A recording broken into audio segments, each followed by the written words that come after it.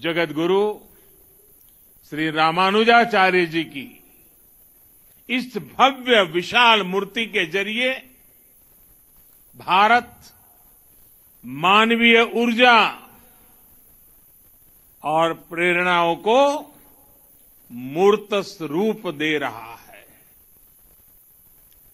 रामानुजाचार्य जी की यह प्रतिमा उनके ज्ञान, वैराग्य और आदर्शों की प्रतीक है। मुझे विश्वास है ये प्रतिमा न केवल आने वाली पीढ़ियों को प्रेरणा देगी, बल्कि भारत की प्राचीन पहचान को भी मजबूत करेगी। मैं आप सभी को, सभी देशवासियों को और पूरे विश्व में फैले रामानुजाचार्य जी के सभी अनुयायियों को इस शुभ अवसर पर अनेक अनेक बधाई देता हूं। साथियों, अभी मैं 108 दिव्य देशम मंदिरों के दर्शन करके आ रहा हूं। आलवार संतों ने जिन 108 दिव्य देशम मंदिरों का दर्शन पूरे भारत में भ्रमण करके किया था, कुछ वैसा ही सौभाग्य मुझे आज श्री रामानुजाचार्य जी की कृपा से यही मिल गया। मानवता के कल्याण का जो यज्ञ उन्होंने 11वीं शताब्दी में शुरू किया था, वही संकल्प यहां 12 दिनों तक विभिन्न अनुष्ठानों में दोहराया जा रहा है। पूज्य श्री जीयर स्वामी जी के स्नेह से आज विश्वक्सेन इष्टि यज्ञ की पूर्णाहुति में शामिल होने का सौभाग्य भी मुझे मिला है। मैं इसके लिए पूज्य जीयर स्वामी जी का विशेष रूप से आभार प्रकट करता हूं। उन्होंने मुझे बताया है कि विश्वक्सेन इष्टि यज्ञ संकल्पों और लक्ष्यों की पूर्ति का यज्ञ है। मैं इस यज्ञ के संकल्प को देश के अमृत संकल्पों की सिद्धि के लिए नतमस्तक होकर के समर्पित करता हूं। इस यज्ञ का फल मैं अपने 130 करोड़ देशवासियों के सपनों की पूर्ति के लिए अर्पित करता हूं। साथियों, दुनिया की अधिकांश सभ्यताओं में, अधिकांश दर्शनों में किसी विचार को या तो स्वीकार किया गया है या फिर उसका खंडन किया गया है। लेकिन भारत एक ऐसा देश है जिसके मनीषियों ने ज्ञान को खंडन, मंडन, स्वीकृति, अस्वीकृति इससे ऊपर ही उठा करके देखा। स्वयं उससे ऊपर उठे, दिव्य दृष्टि से उस विवाद को देखा। हमारे यहां अद्वैत भी है और द्वैत भी है, और इन द्वैत अद्वैत को समाहित करते हुए श्री रामानुजाचार्य जी का विशिष्टाद्वैत भी हमारे लिए प्रेरणा है। रामानुजाचार्य जी के ज्ञान की एक अलग भव्यता है। साधारण दृष्टि से जो विचार परस्पर विरोधाभासी लगते हैं, रामानुजाचार्य जी उन्हें बड़ी सहजता से एक सूत्र में पिरो देते हैं। उनके ज्ञान से, उनकी व्याख्या से सामान्य से सामान्य मानवी भी उससे जुड़ जाता है। आप देखिए, एक और रामानुजाचार्य जी के भाष्यों में ज्ञान की पराकाष्ठा है, तो दूसरी ओर वे भक्ति मार्ग के जनक भी हैं। एक और वो समृद्ध संन्यास परंपरा के संत भी हैं, और दूसरी ओर गीता भाष्य में कर्म के महत्व को भी अत्यंत उत्तम रूप में प्रस्तुत करते हैं। वो खुद भी अपना पूरा जीवन कर्म के लिए समर्पित करते रहे। रामानुजाचार्य जी ने संस्कृत ग्रंथों की भी रचना की और तमिल भाषा को भी भक्ति मार्ग में उतना ही महत्व दिया। आज भी रामानुज परंपरा के मंदिरों में थिरुप्पावाई के पाठ के बिना शायद ही कोई अनुष्ठान पूरा होता हो। साथियों, आज जब दुनिया में सामाजिक सुधारों की बात होती है, प्रगतिशीलता की बात होती है, तो माना जाता है कि सुधार जड़ों से दूर जाकर ही होगा। लेकिन जब हम रामानुजाचार्य जी को देखते हैं तो हमें एहसास होता है कि प्रगतिशीलता और प्राचीनता में कोई विरोध नहीं है। ये जरूरी नहीं है कि सुधार के लिए अपनी जड़ों से दूर जाना पड़े, बल्कि जरूरी ये है कि हम अपनी असली जड़ों से जुड़े, अपनी वास्तविक शक्ति से परिचित हो। आज से 1000 साल पहले तो रूढ़ियों का दबाव, अंधविश्वास का दबाव कल्पना के बाहर कितना ज्यादा रहा होगा। लेकिन रामानुजाचार्य जी ने समाज में सुधार के लिए समाज को भारत के असली विचार से परिचित करवाया। उन्होंने दलितों, पिछड़ों को गले लगाया। उस समय जिन जातियों को लेकर कुछ और भावना थी, उन जातियों को उन्होंने विशेष सम्मान दिया। यादवगिरी पर उन्होंने नारायण मंदिर बनवाया, जिसमें दलितों को दर्शन पूजन का अधिकार दिया। रामानुजाचार्य जी ने बताया कि धर्म कहता है न जाति ही कारणम लोके गुणाः कल्याण हेतव। अर्थात संसार में जाति से नहीं, गुणों से कल्याण होता है। रामानुजाचार्य जी के गुरु श्री महापूर्ण जी ने एक बार दूसरी जाति के अपने एक मित्र का अंतिम संस्कार किया था। उस समय रामानुजाचार्य जी ने लोगों को भगवान श्री राम की याद दिलाई थी। उन्होंने कहा कि अगर भगवान राम अपने हाथों से जटायु का अंतिम संस्कार कर सकते हैं, तो फिर भेदभाव वाली सोच का आधार धर्म कैसे हो सकता है, ये अपने आप में बहुत बड़ा संदेश है।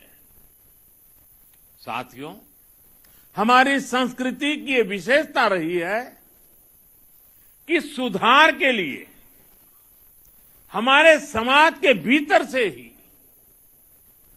लोग निकलते हैं।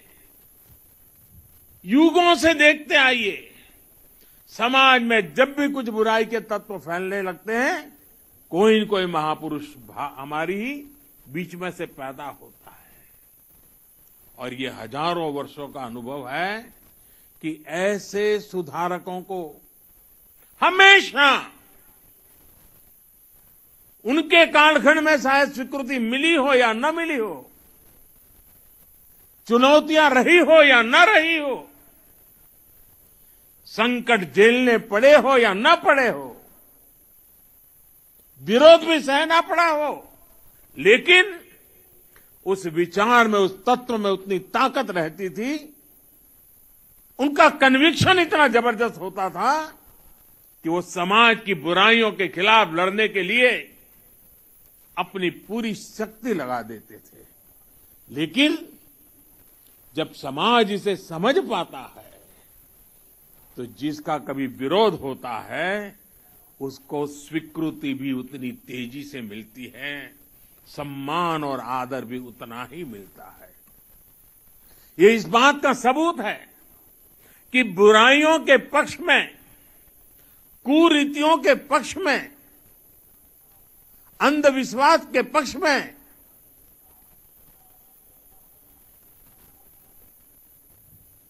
इन जनरल हमारे समाज में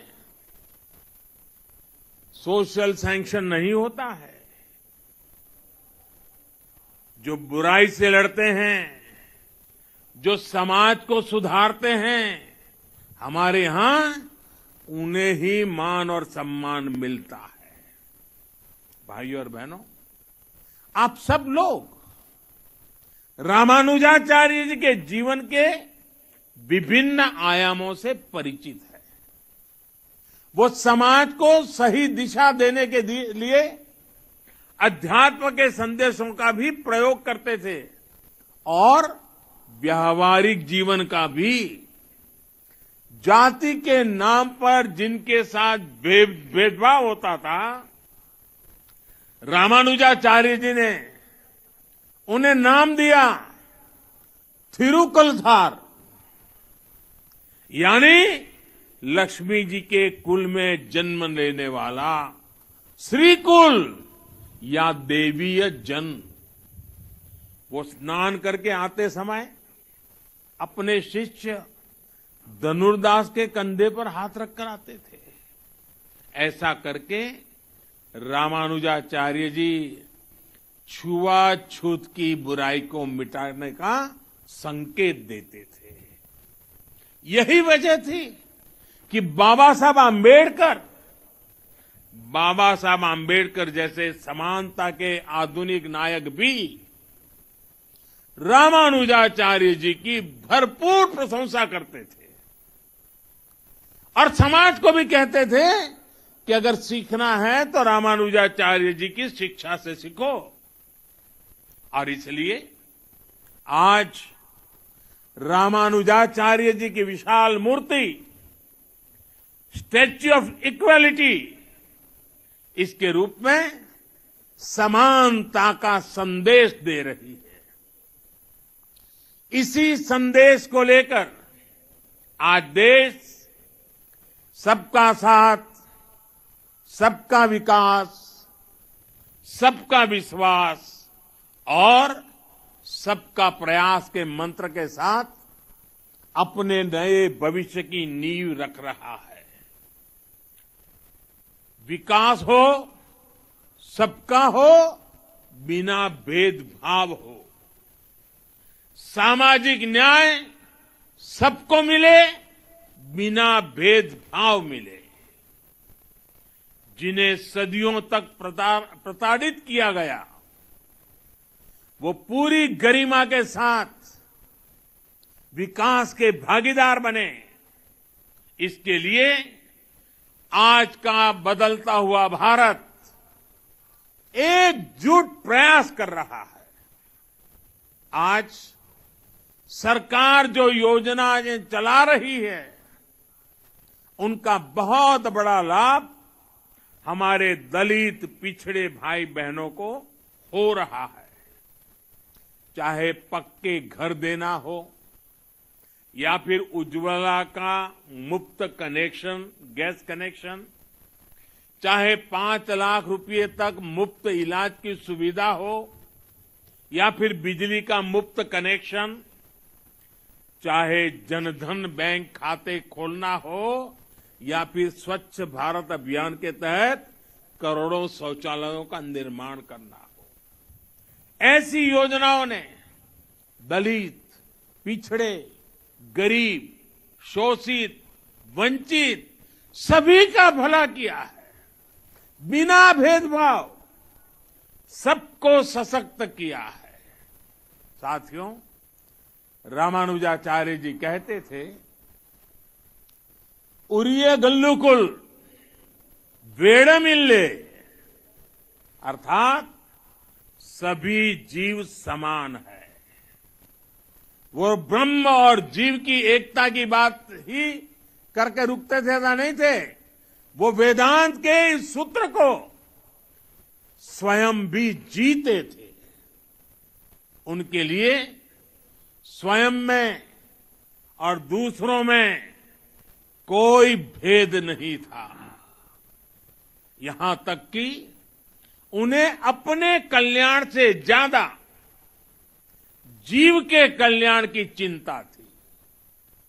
उनके गुरु ने कितने ही प्रयासों के बाद जब उन्हें ज्ञान दिया तो उसे गुप्त रखने के लिए कहा, क्योंकि वो गुरु मंत्र उनके कल्याण का मंत्र था। उन्होंने साधना की थी, तपस्या की थी, जीवन समर्पित किया था और इसलिए ये गुरु मंत्र मिला था। लेकिन रामानुजाचार्य जी की सोच अलग थी। रामानुजाचार्य जी ने कहा, पतिश्च एक एवाहम, पतिश्च एक एवाहम नरके गुरु पातकात् सर्वे गच्छन्तु भवताम कृपया परमम पदम। यानी मैं अकेला नरक जाऊं तो भी कोई बात नहीं, लेकिन बाकी सबका कल्याण होना चाहिए। इसके बाद उन्होंने मंदिर के शिखर पर चढ़कर हर नारी को वो मंत्र सुनाया, हर नर को वो मंत्र सुनाया जो उनके गुरु ने उन्हें उनके कल्याण के लिए दिया था। समानता का ऐसा अमृत रामानुजाचार्य जी जैसा कोई महापुरुष ही निकाल सकता था, जिसने वेद वेदांत का वास्तविक दर्शन किया हो। साथियों, रामानुजाचार्य जी भारत की एकता, भारत की अखंडता का भी एक प्रदीप्त प्रेरणा है। उनका जन्म दक्षिण में हुआ, लेकिन उनका प्रभाव दक्षिण से उत्तर और पूरब से पश्चिम तक पूरे भारत पर है। अन्नामाचार्य जी ने तेलुगु में उनकी प्रशंसा की है। कनकदास जी ने कन्नड़ भाषा में रामानुजाचार्य जी की महिमा गाई है। गुजरात और राजस्थान में अगर आप जाएंगे तो वहां भी अनेक संतों के उपदेशों में रामानुजाचार्य जी के विचारों की सुगंध में महसूस होती है। और उत्तर में रामानंदीय परंपरा के गोस्वामी तुलसीदास जी से लेकर कबीरदास तक हर महान संत के लिए रामानुजाचार्य परम गुरु है। एक संत कैसे अपनी आध्यात्मिक ऊर्जा से पूरे भारत को एकता के सूत्र में पिरो देता है, रामानुजाचार्य जी के जीवन में हम ये देख सकते हैं। इसी आध्यात्मिक चेतना ने गुलामी के सैकड़ों वर्षों के कालखंड में भारत की चेतना को जागृत रखा था।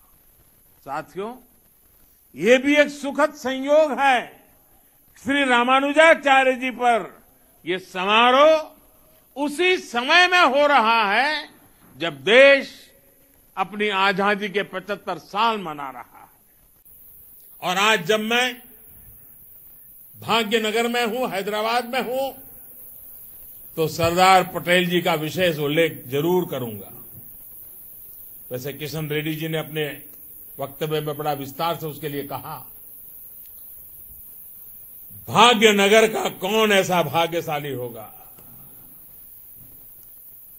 कौन ऐसा हैदराबादी होगा जो सरदार पटेल की दीर्घ दृष्टि, सरदार पटेल का सामर्थ्य और हैदराबाद के आन बान शान के लिए सरदार साहब की कूटनीति को न जानता हो। आज देश में एक और सरदार साहब की स्टैच्यू ऑफ यूनिटी, एकता की शपथ दोहरा रही है, तो रामानुजाचार्य जी की स्टैच्यू ऑफ इक्वालिटी समानता का संदेश दे रही है।